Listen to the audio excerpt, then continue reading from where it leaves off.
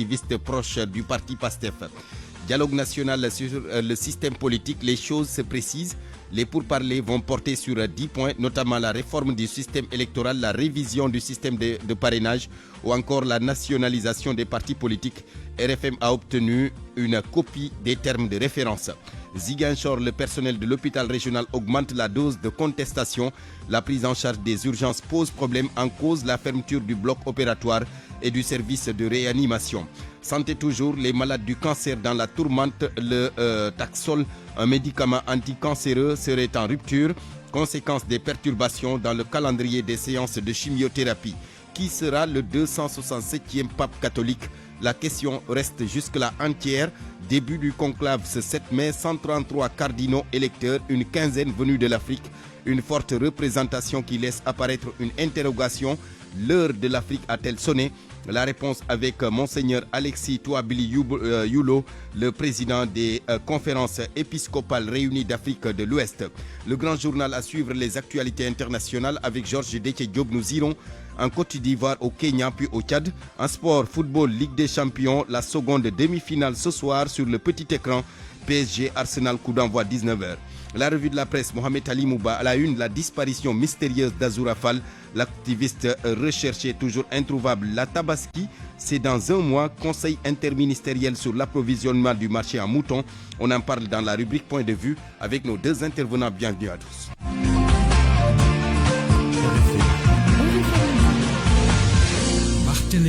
Aliouba était la technique de ce journal. L'affaire Azoura Fall, une vidéo virale des mots crus contre l'ex-président Macky Sall. Depuis, la machine judiciaire est lancée. Cybercriminalité, division des investigations criminelles, police des frontières, toutes mobilisées pour tenter donc de débusquer l'activiste proche du parti PASTEF. Rumeur de cachette à Kaolack, mais l'homme reste introuvable. Pendant ce temps, sur les réseaux sociaux, une autre traque, celle du 2 poids 2 mesures. Mohamed Ali Mouba. Depuis que le procureur de la République a donné l'ordre d'arrestation, la traque contre Azoura Fall s'intensifie. C'est la division cybercriminalité, tout comme l'a dit, qui sont entrés en action. Mais pour le moment, rien localisé pour la dernière fois à Kaolack. Hassan Gueye, alias Azoura Fall, reste introuvable. Les éléments du commissariat de Kaolack continuent les recherches.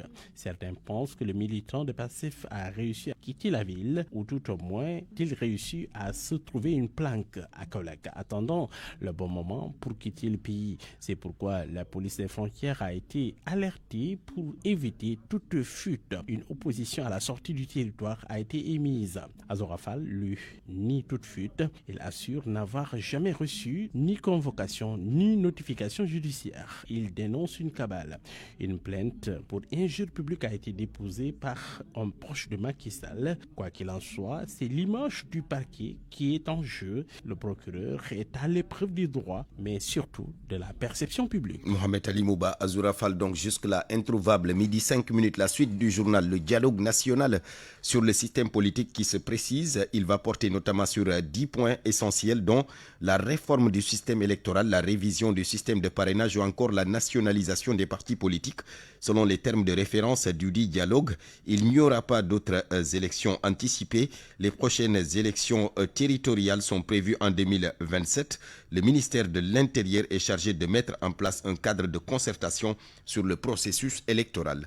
Anna Rocha sur les termes de référence. Malgré 3 alternances démocratiques, les nouvelles autorités estiment qu'il faut encore repenser l'architecture institutionnelle du système politique et des élections au Sénégal. Le dialogue politique doit être maintenu et le président Bassirou Diomaye Faye souhaite qu'il soit inclusif 2 ans avant les élections territoriales qui vont finalement se tenir à date échue, c'est-à-dire en 2027. Il y aura ensuite l'élection présidentielle en 2029, puis la même année, les législatives. Parmi les réformes institutionnelles majeures attendues du dialogue, l'érection d'une commission électorale nationale indépendante, CENI, à la place de la Sénat.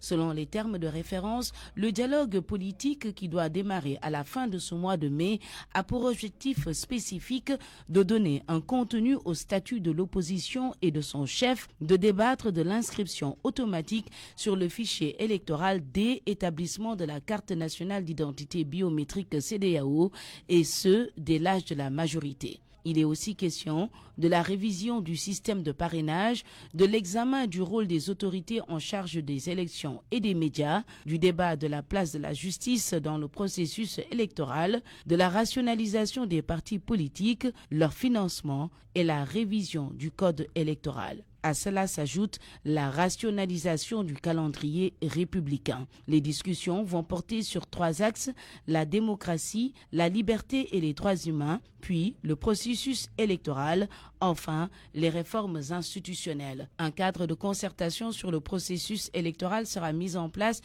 qui va regrouper tous les acteurs, partis politiques, Conseil constitutionnel, les ministères concernés, la Sénat, le CNRA, le médiateur de la République, ainsi que la société civile. Mais à quelques semaines du lancement du dialogue, certains partis de l'opposition grincent des dents. Ils dénoncent une démarche unilatérale du président de la République. Anna Rocha, merci. C'est bien rationalisation des partis politiques. Toutes mes excuses. Le Front pour la défense de la démocratie et de la République qui justement a reçu les termes de référence de ce dialogue sur le système politique. Mais le FDR se garde de donner sa position quant à une participation ou pas. Sambassi, ancien ministre du Travail, au téléphone avec Boubacar Dian. Mais nous discutons de l'état du monde pour ce qui est des chancelleries, parce que le Sénégal n'est pas exilé du monde. Nous sommes dans un monde avec sa complexité, notamment avec les nouvelles données dont vous êtes informés.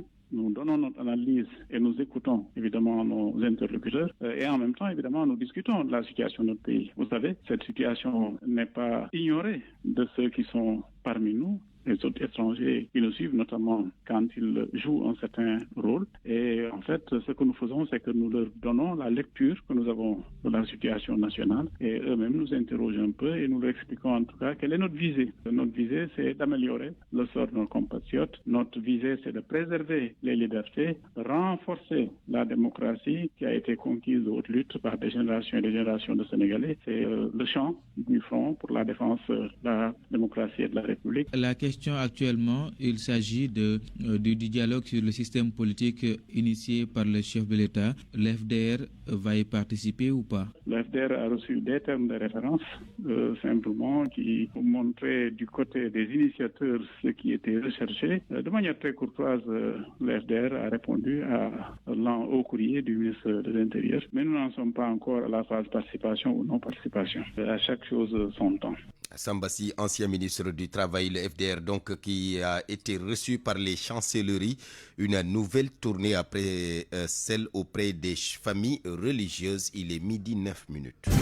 RFM, la radio de toute l'actualité. Les malades du cancer qui sont dans le désarroi, des médicaments comme le Taxol est en rupture depuis quelques jours et le calendrier des séances de chimiothérapie des malades est perturbé. Leur principale crainte, c'est un traitement inefficace à cause de l'indisponibilité de médicaments anticancéreux. Malades et associations lancent un appel aux autorités. Awambaye. Elle est inquiète. Son traitement risque d'être interrompu à cause du Taxol qui est en rupture. Ce médicament fait partie des produits de la chimiothérapie, explique cette patiente malade du cancer. Elle témoigne sous anonymat. Je suis une patiente qui fait la chimiothérapie actuellement avec ce médicament, le Taxol. Donc nous sommes en traitement, mais là, il y a rupture de traitement parce que les médicaments sont en rupture totale dans les hôpitaux. On a cherché, moi par exemple, personnellement, j'ai cherché dans les hôpitaux, hôpital principal, hôpital CTO et IHO, je n'ai pas trouvé ce médicament. Actuellement, c'est une saison pour nous.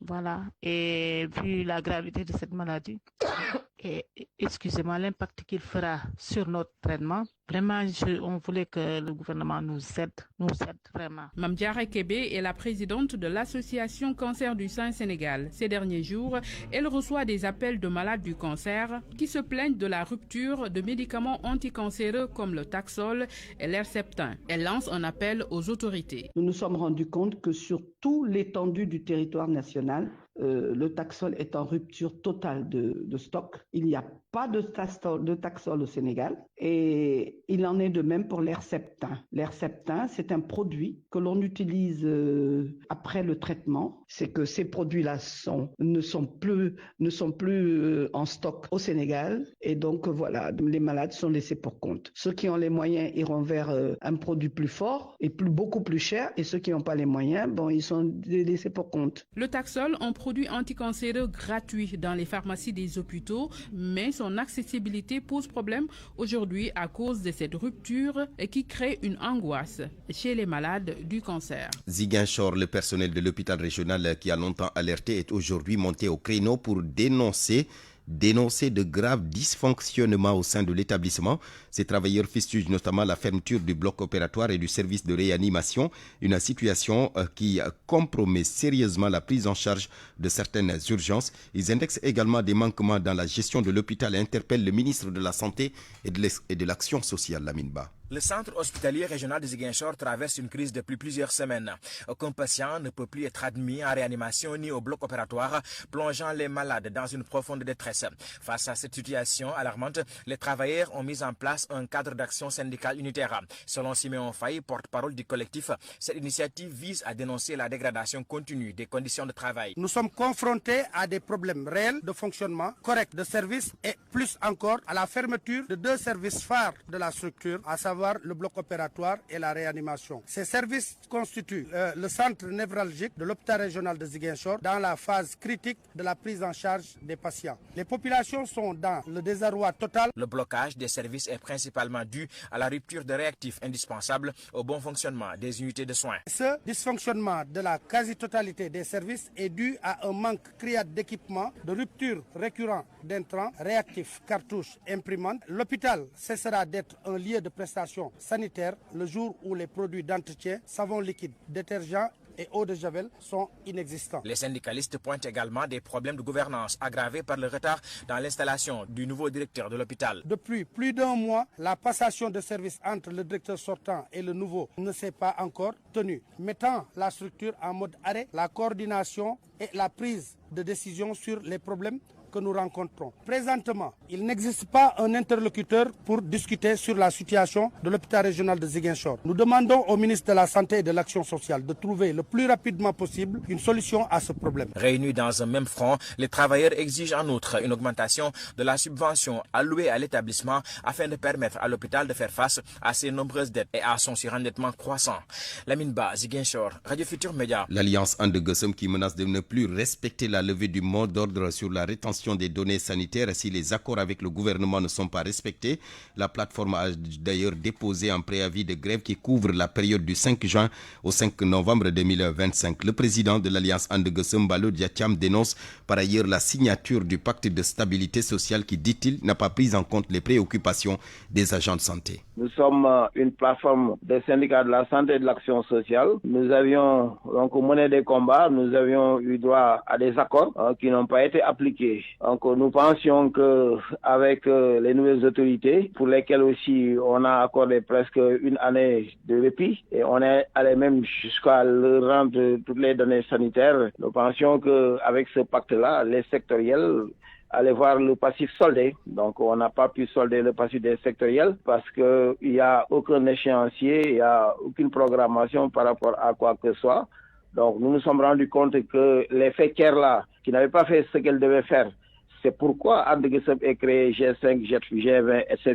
Parce que les fécaires n'ont pas pris en charge ces questions avec le premier pacte. Et maintenant, c'est l'histoire qui bégaye avec la signature de ce deuxième pacte qui n'a pas vu donc apurer le passif. Et de ce point de vue, nous avons déposé notre préavis de grève parce que à chaque fois, notre destin en main, on le prend en charge parce que personne ne le fait à notre place. C'est pourquoi on a déposé un préavis de grève. Maintenant, le législateur a 30 jours francs pour nous appeler, pour nous dire le pourquoi et le comment des choses. Et de ce point de vue, ça pourrait éviter les perturbations. Donc, And Gueusseum encore au front? Ah oui, bien sûr. Dans 30 jours, si ça ne se passe pas. Et vous avez vu, nous avons lâché les informations sanitaires Et nous sommes prêts aussi, après quelques moments de grève, nous sommes prêts aussi à retourner à la case départ, pourquoi pas. Mbalo Diacham, le président de l'Alliance And-Gueusseum, donc, qui décide de reprendre la lutte pour contraindre le gouvernement à respecter les accords signés. Matam, le spectre des inondations de l'année dernière plane à la lumière des prévisions météo. L'ANACIM qui annonce de fortes pluies cette année. Les populations sur le qui-vive alertent et interpellent les autorités dans cette correspondance d'Ali Bandeliang. À travers son dernier rapport, le Forum sur les prévisions saisonnières des caractéristiques agro-hydroclimatiques pour les zones soudanaises et sahariennes de l'Afrique de l'Ouest alerte sur des risques très élevés de nouvelles inondations. Un an après la catastrophe qui n'avait épargné aucune localité du Dandemayo dans les départements de Matam, Kanel et Bakel, cette annonce vient secouer cette zone fortement menacée.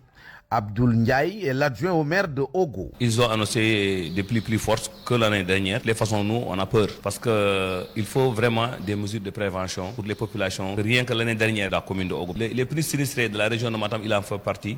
Les sinistrés de Beli Diallo qui ont vraiment quitté leur maison, qui habitent dans les abris provisoires. Donc, ils risquent de vivre pire que l'année dernière. Non-assistance, absence de mesures concrètes, l'arrêt brusque des travaux des routes, la dégradation très avancée des ponts. Le représentant du maire de Nguidjilone n'a pu contenir son amertume au cours du CRD spécial sur les prévisions d'éventuelles inondations. Abdoul Gueye. Je suis très amer quand je prenais la parole. Nguidjilone est l'une des communes les plus impactées pendant la montée de la crise de l'année dernière. Les autorités sont venues faire le constat, mais depuis lors, il n'y a aucune initiative allant dans ce sens de régler les problèmes. Depuis l'année passée, c'est que l'État fasse quelque chose. Et j'ai demandé à ce que l'État puisse faire une intervention le plus rapidement possible. Nous ne pouvons pas attendre que les gens reviennent à la suite des catastrophes pour venir nous faire les mêmes constats qu'ils avaient fait l'année dernière. Des sérieuses menaces dans une zone où les populations, dans leur grande majorité, ne gardent qu'un seul sentiment, celui d'être laissées à elles-mêmes. Matam, Ali Bandelian. RFM. Et puis face à cette situation, Ali Bandeliang, l'administration territoriale se mobilise déjà. Le gouverneur de la région a présidé un CRD où il était question de discuter des inondations à Matam. À l'issue de la rencontre, plusieurs mesures ont été annoncées. Vous entendrez lors de nos prochaines éditions Saïd Dia, le gouverneur de Matam. Une pénurie d'eau en vue à Fatick, des désagréments liés aux travaux annoncés sur les ouvrages de production. Le communiqué de la CNO a d'ailleurs fait le tour des radios locales et des réseaux sociaux. Les travaux entamés ce mercredi vont se poursuivre jusqu'au 10 mai prochain selon la CNO. Aminata Goudiaby, du côté des populations, c'est l'inquiétude surtout avec la forte chaleur à Fatick. Dans cette ruelle calme de la ville, Khady Diouf, son enfant sur le dos, tient 2 bouteilles vides. Elle se presse de renforcer sa réserve d'eau avant la coupure annoncée par les services locaux de la CNO. Je suis allée chercher ces bouteilles pour les rajouter à mon stock. Je m'en vais comme ça remplir tous les bidons que j'ai à la maison. Je viens tout juste d'avoir l'information sur la coupure d'eau. Une forte canicule, un vent sec et poussiéreux, c'est le climat qui prévaut actuellement à Fatick. Ce désagrément dans la fourniture en eau vient au mauvais moment, selon Mme Choubou, professeure d'éducation technologique. Elle parle le masque sous le menton. Ça ne sera pas facile. Ce qu'il doit faire, c'est d'essayer de voir des solutions par rapport à ça. Parce qu'avec la chaleur, on ne peut pas vivre sans eau. Il fait très chaud à Fatick ici. C'est tellement chaud. Ça ne sera pas facile. Surtout pendant 3 jours. Khady Fall est caissière dans une boulangerie. Ça sera difficile pour les femmes de voir la chaleur et le changement de climat. De la poussière, rester 3 jours sans avoir de l'eau, c'est pas facile. Surtout ici à Fatick, on sait qu'il fait chaud avec beaucoup de poussière. On va travailler, revenir sans nous laver.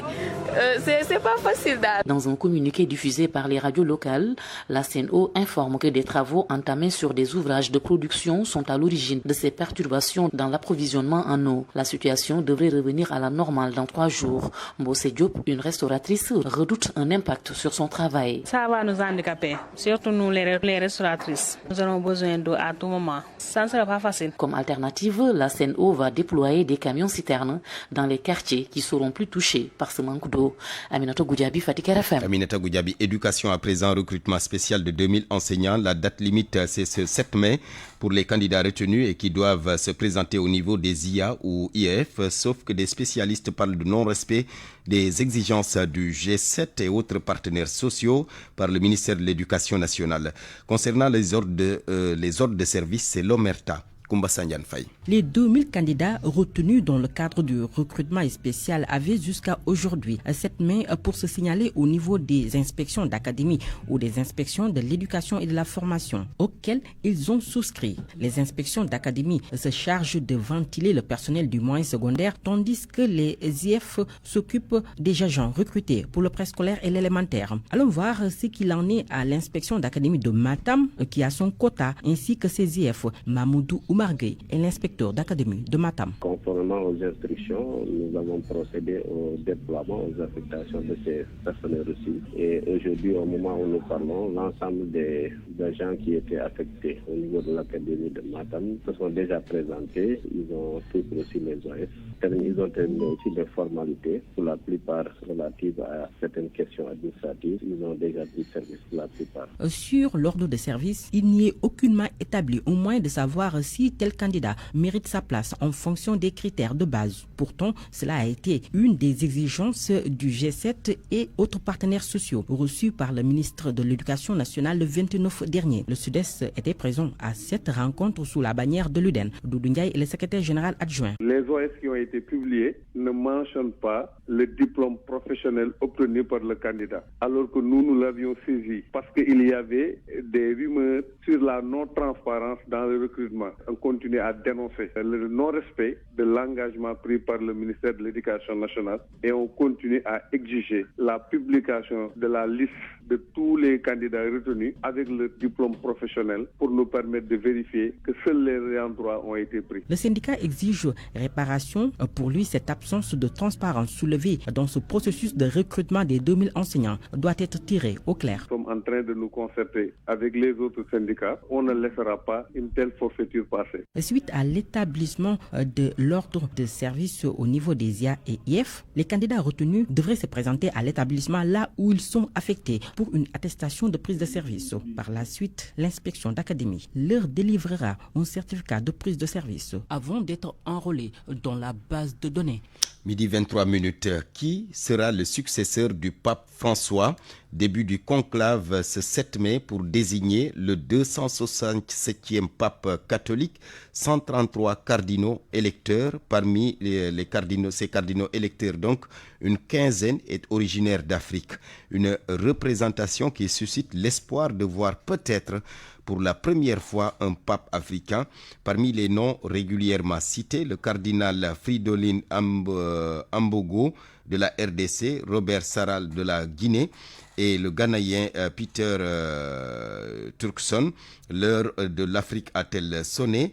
Pour Monseigneur Alexis Touabli Yulo, le président des conférences épiscopales réunies d'Afrique de l'Ouest, la question ne devrait pas se poser en ces termes. Selon lui, ce n'est pas une affaire de nationalité, mais de mission et d'appel de Dieu. Il reconnaît néanmoins que ce serait une grande joie que le chef de l'Église catholique soit issu du continent africain. Nous sommes dans l'Église et l'Écriture nous dit que pour nous qui croyons en Dieu, il n'y a plus ni juif, ni grec, ni arabe, ni crétois, on pourrait ajouter ni blanc, ni noir, ni africain, ni asiatique, ni européen, ni américain. Nous sommes tous des frères au même titre et avec la même dignité devant Dieu. Alors, au lieu de faire des débats sur la couleur du futur pape, je crois que nous devons plutôt prier pour que Dieu lui-même nous donne celui qu'il aura choisi pour diriger l'Église aujourd'hui. Peu importe d'où ils viennent, peu importe, pourvu que ce soit le choix de Dieu et pour le bien de l'Église et de l'humanité. Bien sûr, en tant qu'Africains, nous serions heureux que le pape sorte de chez nous. Ça, ce serait une fierté légitime. Une fierté légitime. Je ne dis pas l'orgueil. L'orgueil, c'est un défaut. Mais une fierté légitime. Si nous aurons cette fierté-là, si jamais le Saint-Esprit faisait que ce soit un des nôtres qui soit... Monseigneur Alexis Touabili Yulo s'exprimait en marge de l'Assemblée plénière des conférences épiscopales d'Afrique de l'Ouest qui s'est ouverte hier à Dakar. Le conclave devant désigner le successeur du pape François s'est ouverte, comme vous le savez, donc ce matin par une messe à la basilique Saint-Pierre. Les 133 cardinaux électeurs venant de 70 pays se réunissent ce mercredi dans la chapelle Sixtine au Vatican, coupée du monde extérieur. Le premier vote des cardinaux électeurs est prévu en en fin d'après-midi. Au Vatican, la correspondance particulière de Augustin Faye. Le conclave pour élire le successeur du pape François a débuté ce mercredi 7 mai 2025 au Vatican, marquant un moment crucial pour l'Église catholique. La journée a commencé par une messe célébrée à 10h dans la basilique Saint-Pierre. Le cardinal Giovanni Battista Re, doyen du Collège des cardinaux, a exhorté à l'unité et à l'humilité, soulignant l'importance de choisir un pape capable de répondre aux défis spirituels et sociaux contemporains. À 16h30, les 133 cardinaux électeurs se réuniront dans la chapelle Sixtine pour entamer le processus d'élection. Conformément à la tradition, ils ont prêté serment de confidentialité et seront isolés du monde extérieur avec des mesures de sécurité strictes, notamment l'interdiction des téléphones portables et l'utilisation de technologies de brouillage des communications.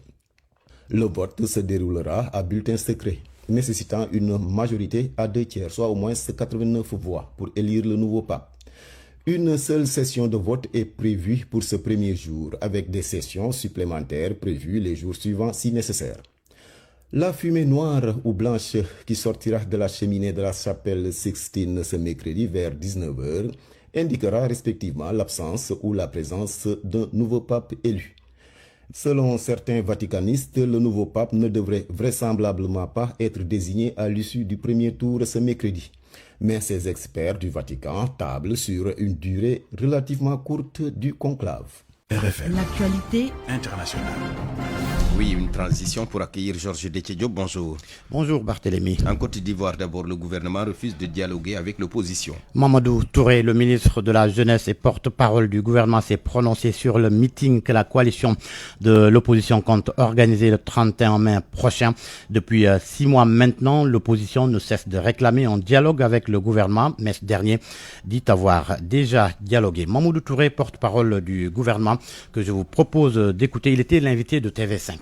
Les partis politiques sont libres d'organiser que leurs activités, à condition que ces activités et ces manifestations respectent les principes d'un état de droit. Nous avons dialogué en 2021 et tous les points qui font l'objet des revendications de l'opposition ont été passés au peigne fin. Et à l'issue de ce dialogue politique en 2021, il y a quand même un certain nombre de principes qui ont été arrêtés. D'abord sur la commission électorale indépendante, puisque c'est une des revendications de l'opposition. Lorsqu'elle avait été jugée déséquilibrée, je rappelle que cette commission électorale indépendante a fait l'objet de beaucoup de modifications et que avant la présidentielle de 2020, elle a été modifiée et même après la présidentielle, à l'issue donc du dialogue politique que nous avons eu en 2021, ce qui a permis au PPACI d'avoir un représentant. D'où vient-il que cette opposition avec qui nous avons eu un consensus sur la commission électorale indépendante dans le sens de son équilibre vienne remettre en cause aujourd'hui le choix. Cette liste électorale a fait l'objet d'un consensus en 2010. Si le dialogue s'entend par un cadre donc d'échange pour remettre en cause les acquis démocratiques et ne pas organiser les élections dans le temps passé, c'est ce qu'ils veulent en réalité. Vous savez, cette opposition, c'est le même narratif qu'en 2020, c'est les mêmes revendications. En réalité, c'est une opposition qui rechigne à aller au combat politique, qui a peur de la compétition et qui est dans la surenchère, c'est de la mauvaise foi. Au Burkina, Georges, toujours pas de nouvelles du frère du roi des Mossi, vous m'excusez, du roi des Mossi, enlevé à Ouagadougou. Le kidnapping s'est produit il y a de cela 7 jours dans son quartier. Aziz Congo a été enlevé par des hommes se présentant comme étant des forces de sécurité. Un différend entre la junte militaire et le roi Moussi Naba Baongo II serait à l'origine de cette arrestation. Au Tchad, l'ex-directeur de cabinet de Mohamed Idriss Déby, le procès donc qui s'est ouvert hier en N'Djamena. Idriss Youssouf Boy est poursuivi pour escroquerie et détournement de plusieurs milliards de francs CFA. L'ancien directeur de cabinet est incarcéré depuis janvier dans les locaux des renseignements généraux après une plainte déposée par l'homme d'affaires tchadien Abou Hachim Bouder qui l'accuse de lui avoir réclamé 10 milliards de francs CFA à la demande du chef de l'État. Accusation rejetée par Idriss Youssouf qui reconnaît néanmoins avoir emprunté 1 milliard de francs CFA au plaignant au nom de la société Tchad Service. Les faits remontent à 2021. À l'époque, l'homme d'affaires venait de décrocher plusieurs contrats d'environ 100 milliards de francs CFA avec l'État tchadien. Au Kenya, pour terminer, 2 adolescents belges condamnés à une amende de $700 ou à 1 an de prison. Ils ont le choix. Ils ont été reconnus coupables de violation des lois sur la conservation de la faune sauvage et de trafic de fourmis. Ces 2 adolescents étaient en possession de 5000 fourmis. Selon les autorités, les fourmis étaient destinées au marché européen et asiatique dans le cadre d'une tendance émergente au trafic d'espèces sauvages moins connues. Merci beaucoup Georges Déthié Diop. Parole aux auditeurs. l'actualité, qu'en pensez-vous? Moi, je pense que vous devrez. Réagissez dans nos éditions d'information sur l'actualité. Bonjour. Du lundi au vendredi, vous avez la parole sur RFM. La Tabaski, c'est dans un mois. Conseil interministériel hier sur l'approvisionnement du marché en moutons. On en parle tout à l'heure avec nos deux intervenants dans la rubrique Point de vue. Nous serons avec Adja Djainaba Sidibé, la présidente du directoire des femmes en élevage du Sénégal, et Abdoul Aziz Sow, le secrétaire général du Conseil national de la maison des éleveurs du département de Mbacké. RFM Sport. Malal Junior, bonjour. Bonjour Barthélémy. La Coupe du Sénégal, on joue les huitièmes de finale cet après-midi. 4 matchs pour démarrer ces huitièmes de finale. Djambar reçoit Walidane, Agel face à Esamaï. Ressiof joue contre l'US Gorée. Le Casa reçoit à Ziguinchor l'équipe de la Sonacos de Diourbel. Nous parlons de la Coupe d'Afrique des U20 avec ce parcours des Sénégalais, une défaite et un nul après 2 matchs. L'équipe nationale du Sénégal dos au mur. Que faut-il corriger dans la prestation des Lions, dans le jeu de l'équipe de Saint-Saludia pour espérer se qualifier face à l'équipe de la RD Congo avec des si? Réponse de Moustapha Thiam, coach et consultant. Sur l'équipe nationale U20, non, je pense que l'équipe nationale de foot CAN U20 manque d'engagement pour ce genre de compétition. Je pense qu'il faut être prêt, se battre sur le terrain, sinon vous ne vous en sortez pas. Donc sur le plan défensif déjà, il faut être prêt. Je pense qu'aussi devant, il faudra marquer des buts, parce que si vous ne marquez pas de buts, vous ne gagnez pas, c'est clair. Et je pense que la grosse difficulté au-delà de l'attaque, c'est, je l'ai dit, la défense. Donc l'équipe adverse entre facilement dans la surface de réparation, manœuvre. Je pense que la défense doit être beaucoup plus agressive et les excentrés doivent venir en soutien. C'est ce qui manque, c'est ce qu'on ne voit pas, c'est ce manque d'engagement. Je pense que pour gagner, il faut beaucoup d'engagement. Il faut que tout le monde se donne les moyens pour pouvoir gagner. Et je pense que ça, c'est un problème réel que j'ai constaté au sein de cette équipe. Il faut un peu plus d'engagement, beaucoup plus de solidarité aussi. Il faut attaquer à supériorité numérique ou à égalité numérique. Du football, toujours la Ligue des Champions, la seconde demi-finale sur le petit écran ce soir. À partir de 19h, le Paris Saint-Germain au Parc des Princes reçoit l'équipe de Arsenal. À l'aller, les Parisiens s'étaient imposés à l'Emirates sur le score d'1-0. Qui de Arsenal ou du Paris Saint-Germain va retrouver l'Inter de Milan en finale? Réponse ce soir, vous serez témoin de cela sur la 94.0. Beach Soccer, le Sénégal qui réalise un carton plein. 3 matchs, 3 victoires, Soletam nous fait le point. Pas de grandes surprises concernant les équipes qui sont passées au deuxième tour de ce mondial de beach soccer, nous dit le président chargé du foot spécifique au niveau de la Fédération sénégalaise de football, Omar Gueye. Toutes les équipes qui sont premières de leur poule ont gagné leurs 3 matchs. Ça peut donner l'impression que c'est une compétition facile, mais non. C'est une compétition qui a démarré très difficilement pour toutes les équipes. On travaille plus poussé dans la défense 2-2, dans la défense 1-3. On a senti des équipes aussi qui travaillent beaucoup dans la bascule et des attaquants qui sont très très forts sur les reprises de volée. Donc effectivement, on sent que du point de vue technique, beaucoup de stratégies ont été utilisées lors de ce premier tour du mondial par les différentes nations, ce qui a rendu très élevé le niveau de la compétition, nous dit Ibrahima Mamadou Diéro, entraîneur et consultant de beach soccer. C'est parce que aussi toutes les tactiques, de même que les différentes combinaisons ont été utilisées, car les différents styles de jeu varient selon les nations. En principe, même cette année par exemple, beaucoup d'équipes jouent dans un style bien différent de celui qu'ils pratiquaient d'habitude. Donc c'est pour ainsi dire que toutes les stratégies ont été utilisées pour s'en sortir. Sur ce, pour les quarts de finale, nous aurons Bélarus, Iran, Portugal, Japon, Sénégal, Italie, Brésil, Espagne. Des affiches très alléchantes selon nos interlocuteurs. Soda Thiam, Maïe, Seychelles, Radio Futur Média. Pour finir avec le basket, Bart, on joue les quarts de finale de la Coupe du Sénégal chez les dames aujourd'hui à 17h. Ville de Dakar contre Gueye Basket, Flying Star contre Duc, Gia, défi des Balocs. Merci, Maladian Junior. Les quotidiens de ce mercredi qui reviennent sur cette disparition mystérieuse d'Azoura Fall. Bonjour Mohamed Ali Mouba. Bonjour. Azoura Fall wanted après ses propos discourtois à l'encontre de Macky Sall. Introuvable, disparu, évaporé, Hassan Gueye alias Azoura, dont les propos très critiques à l'égard de l'ancien président Macky Sall ont récemment souqué la toile et soudainement porté manquante. Le procureur de la République s'est autosaisi dans cette affaire, mais la police n'arrive pas à localiser c'est l'homme, dit-on. Comment une voix aussi visible a-t-elle pu se faufiler, volatiliser? Que s'est-il passé entre les mots lancés à la face du pouvoir déchu et ce silence brusque? Une chose est sûre, le procureur est à l'épreuve d'amour, de vérité ou de pression. Les quotidiens, du moins certains, s'emparent ce matin de cette énigme qui mêle liberté d'expression, justice et parfum de scandale. En tout cas, cet insulteur attitré de Pastef est au cœur d'une grosse tempête sur les réseaux sociaux, constate Vox Populi. On soit transmis, a été envoyé à la DSC après l'autosaisine du procureur. Tribune rapporte qu'une plainte contre lui a été déposée sur la table du procureur de la République. Plainte rédigée au nom de la famille de l'ancien président. Dans Vox Populi, le fugitif s'est signalé comme pour narguer son monde. Il dit « Je suis libre de mes mouvements et aucune autorité ne m'a contacté à ce jour ». Tribune de se demander alors si la justice protège encore l'insulteur du pouvoir. En tout cas, Thierno Bokoum de l'opposition rappelle dans le même journal que le procureur, s'il ne fait rien, eh bien c'est toute son autorité qui s'affaisse. Il n'aura plus aucune légitimité pour rappeler à l'ordre les autres sorties de piste. C'est que pour ça, Azora Fall n'est pas n'importe qui. C'est ton insulteur VIP, triste insulteur VIP, réputé proche du Premier ministre. En attendant d'en savoir davantage sur cette affaire, focus sur la machine judiciaire du pôle judiciaire financier qui continue de resserrer son étau sur Farbangom, Amadou Sall, etc. Le journal Walfatri note qu'on va vers de nouvelles arrestations dans cette affaire. Walisek, fils d'Amadouba, l'ancien Premier ministre, dans le viseur du parquet. L'Obs lui relève que c'est Amadouba lui-même qui est dans le viseur. C'est au sujet des dépositaires accusés d'avoir facilité un système parallèle de gestion des finances publiques. Cher Tidiane Diop, ancien DG du Trésor public, secrétaire général du ministère des Finances au moment des faits cités dans les DAP.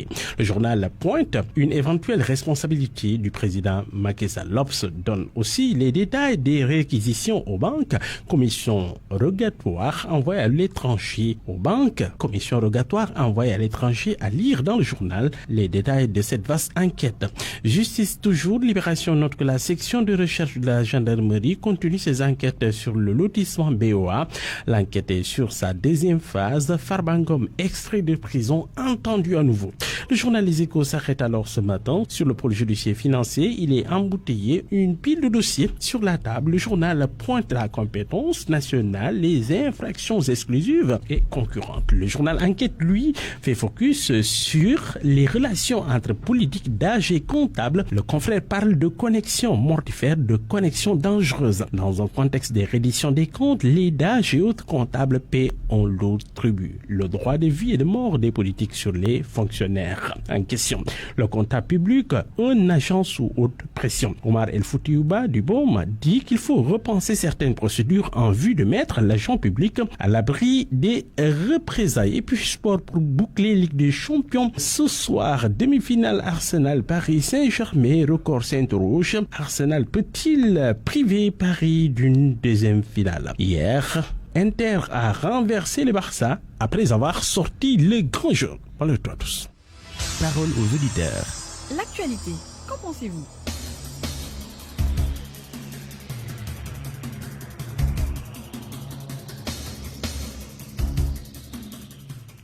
La Tabaski, c'est dans un mois, conseil interministériel hier sur l'approvisionnement du marché en moutons. On en parle dans la rubrique point de vue donc avec nos deux intervenants. Abdul Aziz Sow est en ligne. Monsieur Sow, bonjour. Bonjour, Président. Merci Sow, vous êtes le secrétaire général du Conseil national de la Maison des éleveurs du département de Mbacké. Nous devons être également avec Adja Djeynaba Sidibé, la présidente du directoire des femmes en élevage du Sénégal. Elle n'est pas encore en ligne. Alors, je reste avec vous, Abdul Aziz Sow. Hier, un conseil interministériel s'est tenu justement dans le cadre des préparatifs de la fête de la Tabaski. Les autorités qui veulent en tout cas un bon approvisionnement du marché en moutons, mais les éleveurs ont posé sur la table des autorités hier plusieurs doléances pour un approvisionnement correct, surtout au niveau des points de vente. D'abord, globalement, sur les 28 mesures qui ont été adoptées hier en conseil interministériel, comment vous appréciez un peu la quintessence de ces mesures? Vous savez, l'État a pris des engagements pour la préparation du tabaski, avec des mesures fermes pour l'approvisionnement du mouton dans les marchés. Et chaque Sénégalais avoir le mouton qu'il veut. Avec l'importation des moutons. C'est ça ce qui cause problème. Parce qu'au Sénégal, nous avons maintenant des moutons. Oui. Nous avons puisque là, le ministre de l'élevage annonce que sur un besoin de 830 000 moutons, 230 000 seront importés. 830 000 moutons, 230 000 seront importés. Oui. Les 230 000, moi, à ma propre vision, c'est trop. Parce que ici au Sénégal, il y avait des éleveurs qui produisent beaucoup d'animaux, beaucoup de moutons. On peut avoir ici au Sénégal, et avec une exploitation que j'ai vue dans les marchés, dans les abreuvoirs, on a d'énormes moutons de tabaski qui sont là au Sénégal. Et ils sont élevés ici au Sénégal. Et on importe 2000 quelques moutons avec les pays frontaliers, comme la Mauritanie et le Mali. C'est trop. Je pense que ces moutons qui sont produits ici au Sénégal, qui sont élevés ici au Sénégal, ils vont rester encore avec ces éleveurs qui continuent encore à faire des engagements avec les banques et qui vont continuer encore à faire des frais et des dépenses qui sont très élevées. Et donc, vous pensez que le Sénégal peut bien être autosuffisant en moutons? Ah oui, le Sénégal peut être bien faire l'autosuffisance des moutons dans le tabac. Avec ces éleveurs-là, avec ses propres moutons qui sont élevés ici au Sénégal. Oui, parce qu'au Sénégal, les éleveurs sont également revenus sur le vol de bétail et l'aliment également qui posent problème. Vous pensez que ce sont des blocages, des freins, en tout cas à cette autosuffisance? Ah oui, le vol de bétail, c'est le problème. L'alimentation du bétail, c'est le problème. Mais le vol de bétail, le vol de bétail, et l'opération de tabaski, il y a une petite différence. Les animaux sont volés partout dans le Sénégal. Mais avec ces productions-là, je pense que si on vole, on ne peut pas voler les 15% ou bien les 10% de ces produits, ces animaux-là, qui sont élevés pour le tabac.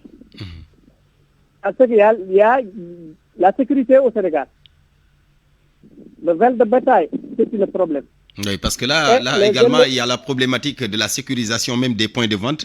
On sait que l'État est sur une dynamique un peu d'aménager, d'accompagner et de même d'augmenter les points de vente. Mais la problématique de la sécurité est un souci. Le problème sécurisation est le problème partout. Sur les points de vente. Si l'État augmente la sécurité, s'ils veulent aller sur les points de vente pour acheter son mouton, achète son mouton. S'ils veulent aller vendre son mouton sur les points de vente où on a programmé, il peut aller vendre sans problème. Si l'État augmente sa sécurité. Allô? Oui, je vous entends bien. Ça, c'est le problème. Mais moi, à mon propre vision, les animaux qui sont élevés ici au Sénégal, peuvent satisfaire les Sénégalais de leurs besoins. Si l'État accompagne les éleveurs, en les accompagnant de diminuer, l'alimentation est chère, l'eau est très chère, et maintenant, surtout cette période-là que nous sommes. Nous sommes au mois de mai, juin, juillet. Dans la brousse, il n'y en a rien maintenant. Donc, il y a problème.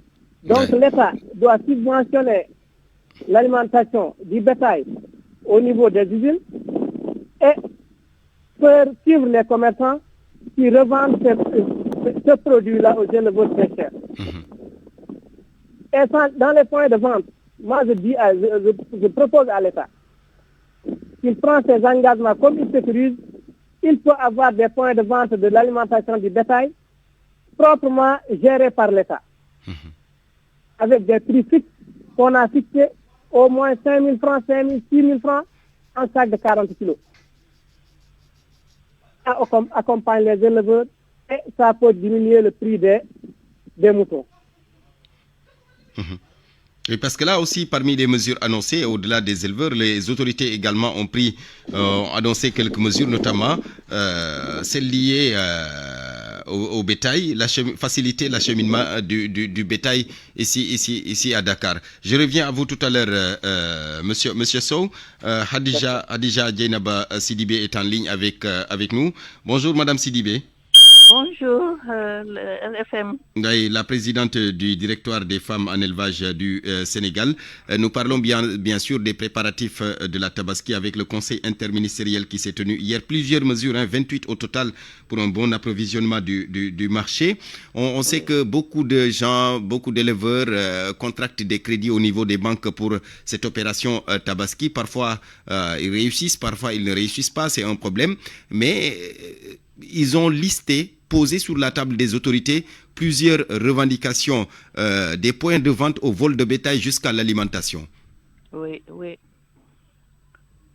Allô? Oui. Des mesures ont été prises par rapport aux préparatifs de la campagne de l'opération Tabaski 2025. Et parmi ces mesures-là, je reviens un peu sur la problématique du crédit. Nous en avons discuté longuement et largement avec les autorités au niveau national pour faciliter l'autosuffisance en moutons de Tabaski. Il va falloir qu'on revoie un peu le programme du ministère de l'élevage, de l'agriculture, de la souveraineté alimentaire et de l'élevage pour qu'on mette en place au niveau des organisations des éleveurs, au niveau des coopératives communales agricoles, suffisamment de brebis pour la production. Il faut qu'on assure la production en cheptel au niveau du pays. Oui, parce qu'on a l'impression qu'on attend toujours le dernier virage, on attend toujours la veille de la Tabaski pour parler d'une autosuffisance. On dépend toujours de l'extérieur pour l'autosuffisance en viande et en mouton.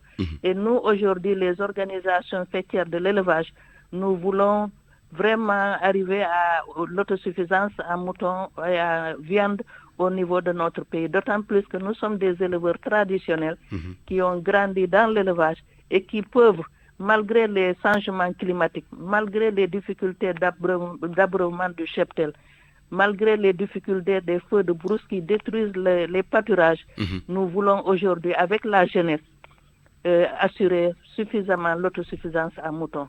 Ça, c'est un point sur lequel nous sommes tout à fait d'accord avec le gouvernement, avec le Premier ministre, son représentant et le gouvernement. Je reviens sur les mesures qui ont été retenues par rapport à la préparation de la Tabaski. C'est d'abord avec le ministre de l'Intérieur et le ministre de l'Élevage assurer l'itinéraire, assurer la sécurité dans les itinéraires concernant la commercialisation des moutons vers les axes vers les points de vente concernés, vers les points de vente. Faciliter la circulation des véhicules dans chaque camion et y mettre 3 bergers qui seront chargés de la surveillance des moutons.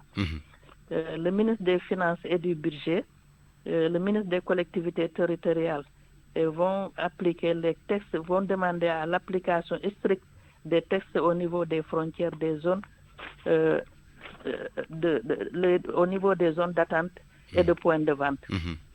Les ministres de l'infrastructure terrestre aérienne, le ministre de l'Industrie et du Commerce, et le ministre de l'Élevage, de la souveraineté alimentaire aussi vont demander au respect des tarifications consensuelles pour le convoyage des animaux. Donc chaque ministère en ce qui le concerne va essayer de faire en sorte que ces directives du chef du gouvernement soient appliquées à la lettre. Mais aujourd'hui, voilà. Surtout concernant la concertation avec les transports. Des fois, il y a vraiment un abus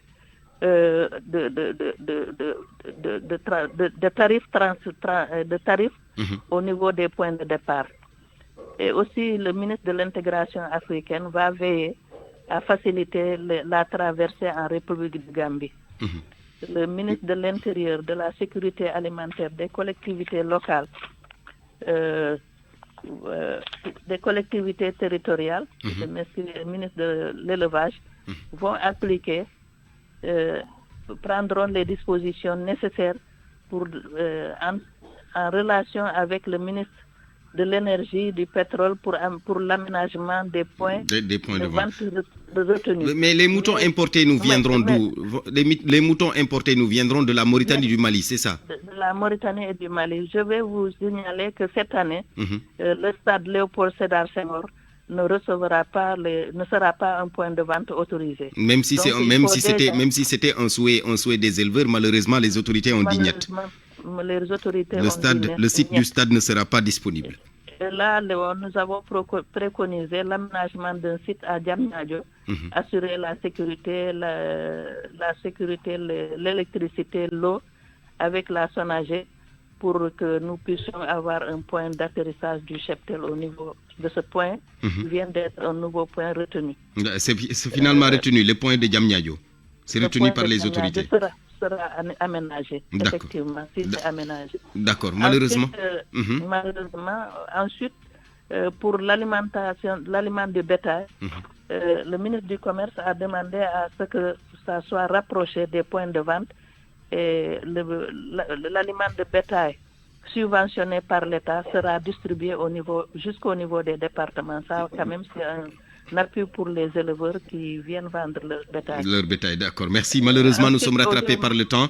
Madame Sidibé, toutes nos excuses, nous sommes rattrapés par le temps. Hadija Jeynaba Sidibé, la présidente du directoire des femmes en élevage du Sénégal. Merci également Abdou Aziz Sow, le secrétaire général du Conseil national de la Maison des éleveurs du département de Mbacké.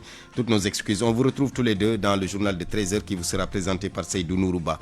Mesdames, Messieurs, merci à vous. C'était le midi présenté par Barthélémy Go, mise en onde Aliouba. Retour de l'info à 13h dans moins de 8 minutes, donc un journal en Wolof. Bonne suite de programme sur la RFM. Merci à Mama Soukana Awambay, chef d'édition.